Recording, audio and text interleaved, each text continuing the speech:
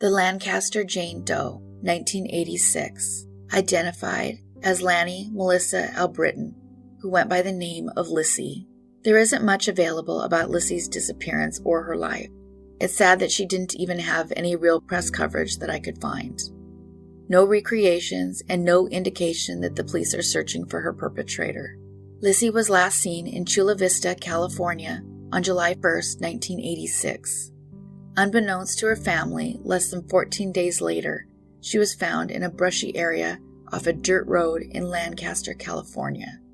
The cause of death was strangulation. Her family released that she was loving, compassionate, and a kind young mother. Her son James grew up to join the armed forces and was stationed in Japan when her identification was made. I imagine it was hard not to know where his mother was, or if she walked away on purpose. James wasn't her only son. She had a son named TJ that passed away as an infant.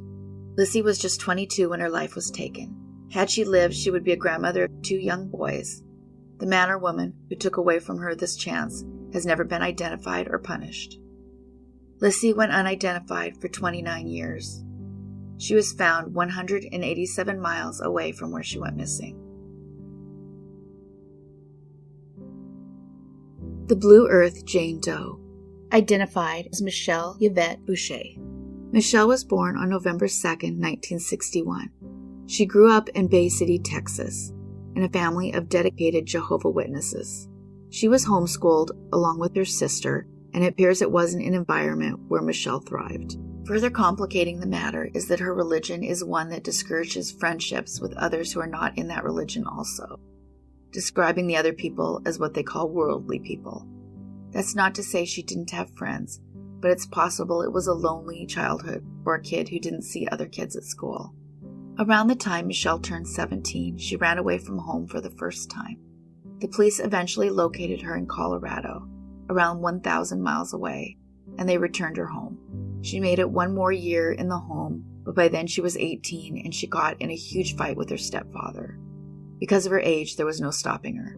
She decided to head to Louisiana, and she did stay in contact with family members who were located inside Mississippi and Indiana, and those members kept her parents updated that Michelle was okay. She would go on to make regular calls to check in between December of 1979 to early April of 1980. Then the calls abruptly stopped, and her family was afraid that something bad had happened to her. She was reported missing to the police on May 9th of 1980. Michelle's family never stopped loving or hoping. In fact, her stepfather kept the same phone number for the next 35 years in hopes she would call him. That's the sad thing. Behind all of these stories, there's almost always someone's life on hold, waiting to know what happened. But that call never came because in truth, she had already been found on May 30th, 1980, over 1,000 miles away, stripped of anything that might identify her by the evil man who took her life, someone who had actually pledged an oath to protect her and the entire community. Michelle was found without clothes on, discarded in a drainage ditch among broken corn plants after days of heavy rain by a farmer in Blue Earth, Minnesota. They believe she'd been there for 3 days to a week. Her head had been shaved and her fingernails had been removed. A weird component of this case, however, is that there was clothing nearby that was covered in blood. Analysis, however, determined the blood was not human but rather animal in origin. Why this was there has never been addressed. There was nothing that identified her by name, although there was a Texas license nearby. That license, however, was confirmed to be counterfeit. They were back at step 1. They could tell she was 20 to 35 and around 5'3", but there was nothing else notable other than she had an overbite. It would be years before the truth would be discovered, and even longer before her name would come out. In 1988, Minnesota State Trooper confessed to her murder. Trooper Robert Leroy Nelson saw Michelle hitchhiking on May 26, 1980, while on duty. His confession was not about guilt or trying to do the right thing, not even close. Nelson had resigned from the Minnesota State Patrol in 1986, moving back to Texas with his family in an attempt to get away from accusations of misconduct. But it was too late. He was eventually charged with abusing a young male relative, as well as others. He was sentenced to life in prison for his crimes. It was there he decided he wanted to transfer to a better prison. so he decided to use Michelle's death as leverage. And with this, he admitted he was on duty and in uniform when he spotted Michelle getting out of a van on the side of the highway, stopping to offer her a ride into the town of Blue Earth. In later interviews and under hypnosis, he told investigators enough details to convince them he was the killer. He knew numerous facts that had never been released beyond the officers investigating. I'm unable to go to detail on this platform, but it was pretty brutal. One detail he included was how he removed her fingernails. He strangled her, and when he was finished, he eventually discarded her along Interstate 90, going on his merry way as if nothing happened. He claimed to not even remember Michelle's name. He would eventually plead guilty to first-degree manslaughter, as well as additional charges involving the same family member he had initially been charged with harming. As a result, he was sentenced to 15 years in prison, which would run concurrent to the life term. He reportedly stopped cooperating after the transfer deal was denied. This was unfortunate because they believe he may have been involved in a slaying that happened in 1975. It's a story I've actually covered. Joanne Bonch's car was found pulled to the side of the highway, fully operable, with no explanation as to why she stopped. Being pulled over by an officer was the only explanation anyone could think of. Michelle's parents described her as rebellious and anxious for freedom, and this would lead to 35 years of heartbreak. The family found themselves unable to move and give up their address or their phone number in a desperate attempt to find her again. Her stepfather would go on to say that closure is overrated, but he always lived with the hope that someday she would show up. He said he already was pretty convinced she was no longer alive when the calls stopped coming, but it's impossible to give up all hope. That said, he had a wife and other children who needed him, and he did the best he could to go on. Michelle went unidentified for 34 years.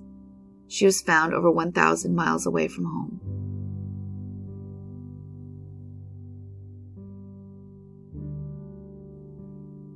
The Seat Pleasant John Doe, 2007.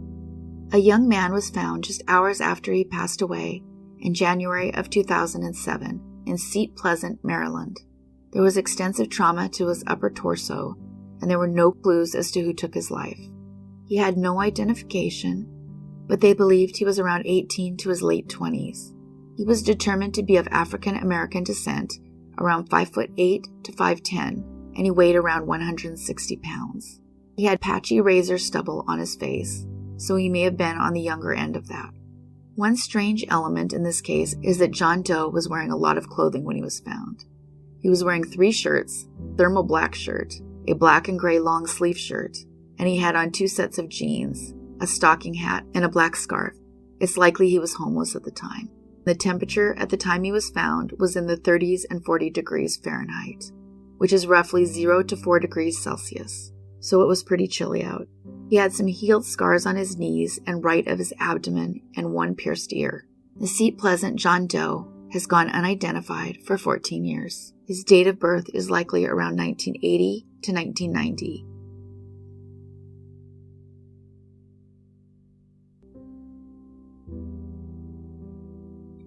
The Ala Moana Park Jane Doe, also known as Awe. This Jane Doe was suffering from severe schizophrenia and was unable to say her name. She went by Awe, which spelled in her case is A-H. She was homeless in Ala Moana Park and was eventually taken to a state hospital in Lihue in 2004, as she was too weak to walk. She would end up being cared for through the hospital until she passed away from natural causes on April 27, 2013. They had some information on her. She'd likely been living in Hawaii since 1994. She had no teeth and she was a smoker. She enjoyed reading and she had a Canadian accent. She was around 5'5" to 5'7", tall and thin, around 112 pounds. They believe she was 55 to 65 when she was found, which would mean her family was looking for someone likely born in the vicinity of 1939 to 1949. Awe has gone unidentified for 17 years.